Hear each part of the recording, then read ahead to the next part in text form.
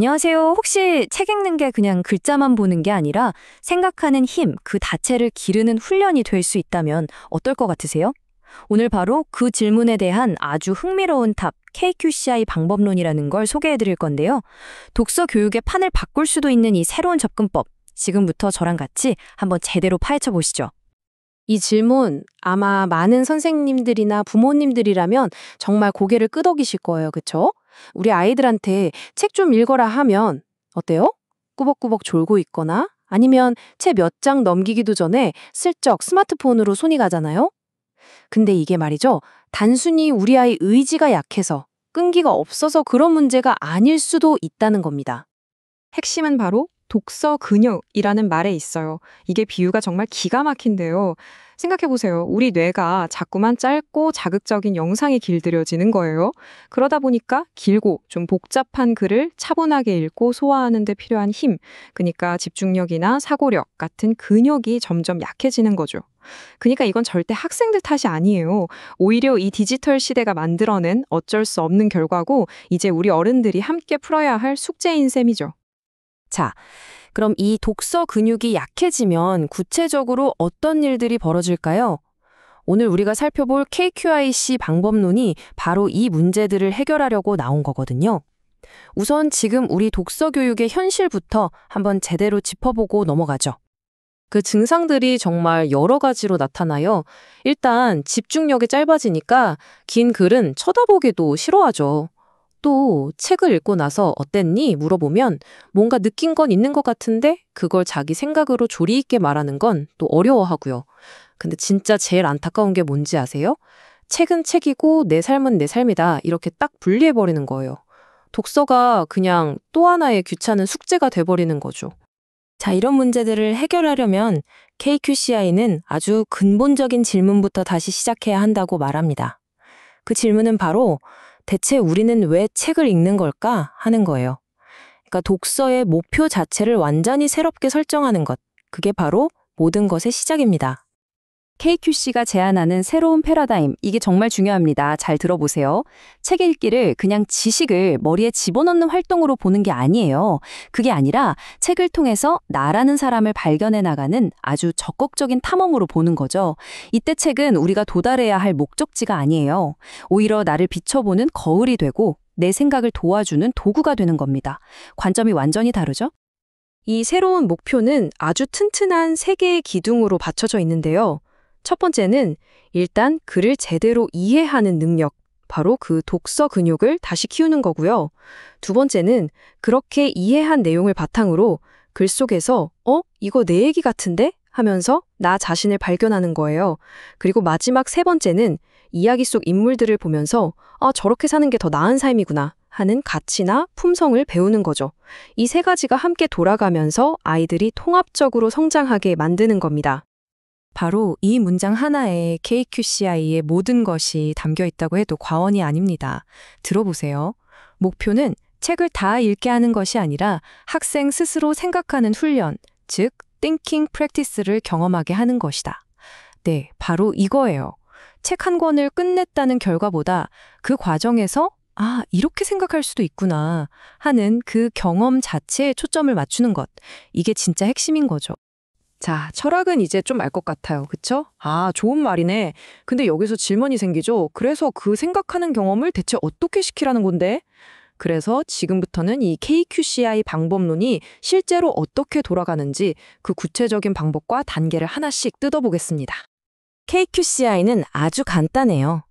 KQCI. 이 네 글자만 기억하시면 됩니다. K는 핵심을 찾는 키포인트. Q는 깊이 있는 question, C는 인물의 품성을 배우는 캐릭터, 그리고 마지막 I는 이걸 내 삶에 적용하는 아이디어예요. 이 네 단계가 어떻게 유기적으로 연결되는지 지금부터 실제 예시를 보면서 따라가 보면 금방 이해되실 겁니다. 자, 첫 단계, K, 바로 핵심, 키포인트를 찾는 겁니다. 예를 들어서 지금 보시는 이 에디슨에 대한 글을 한번 보세요. 문장이 꽤 길죠? 자, 여기서 딱 세 개의 핵심 단어를 뽑는다면 뭘까요? 네, 바로 에디슨, 실패, 그리고 포기하지 않음 또는 끈기 정도가 되겠죠. 이렇게 긴 글에서 핵심 뼈대만 딱 추려내는 것, 이게 첫 번째 훈련이에요. 자, 핵심을 찾았죠? 그럼 이제 두 번째 단계, Q, 질문, question으로 넘어갑니다. 근데 여기서 질문의 질이 정말 중요해요. 그냥 에디슨 몇 번 실패했어요? 같은 단답형 질문. 이런 사실 확인 질문에서 멈추면 안 돼요. 그게 아니라 아니 에디슨은 왜 그걸 실패라고 생각 안 했을까? 처럼 의미를 파고드는 질문을 던져야 한다는 거죠. 바로 이 지점에서부터 진짜 생각이 시작되는 겁니다. 이렇게 깊이 있는 질문을 계속 던지다 보면 자연스럽게 세 번째 단계인 C, character, 즉 품성을 발견하게 됩니다. 이건 그냥 줄거리가 뭐다 이거라는 수준을 넘어가는 거예요.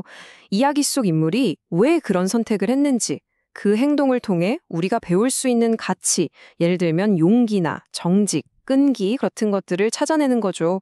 일종의 윤리적 탐험이라고 할 수 있겠네요. 자, 다시 에디슨으로 돌아와 볼까요? 그 수많은 실패 속에서 우리가 발견할 수 있는 품성은 뭘까요? 네, 바로 끈기죠. 포기하지 않는 마음. 그리고 이건 근면이라는 더 큰 가치하고도 연결이 되고요.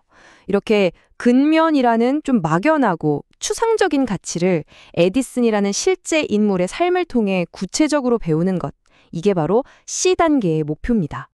자, 지금까지 K, Q, C를 거치면서 핵심도 찾고 질문도 하고 품성까지 발견했어요. 근데 만약 여기서 딱 멈추면 그냥 좀 괜찮은 독후 활동 정도로 끝나겠죠? KQCI의 진짜 힘은 바로 마지막 단계에 있습니다.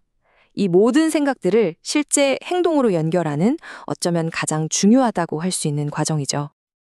마지막 I는 바로 아이디어 실천 계획입니다. 예를 들어 OY, 기법 같은 걸 쓰는 거예요.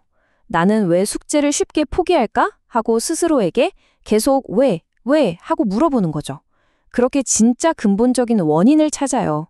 그리고 나서 방금 배운 에디슨의 끈기를 내 삶에 적용해 보는 거예요. 좋아, 그럼 오늘부터 딱 5분만 더 해보자. 이런 식으로요. 아주 작지만 구체적인 실천 계획을 세우는 겁니다.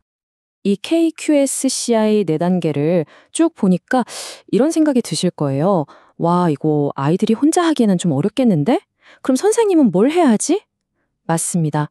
KQSCI는 바로 그 교육자의 역할도 완전히 새롭게 바꿔놓습니다. 지금 보시는 이 표가 정말 현실적인 팁을 줄 거예요. 예를 들어 아이가 선생님 모든 문장이 다 중요해 보여요 하고 막힐 때 정답을 딱 알려주는 게 아니에요. 대신에 이렇게 물어보는 거죠. 만약에 작가가 딱 한 문장만 기억하라고 한다면 그게 뭘까? 하고요.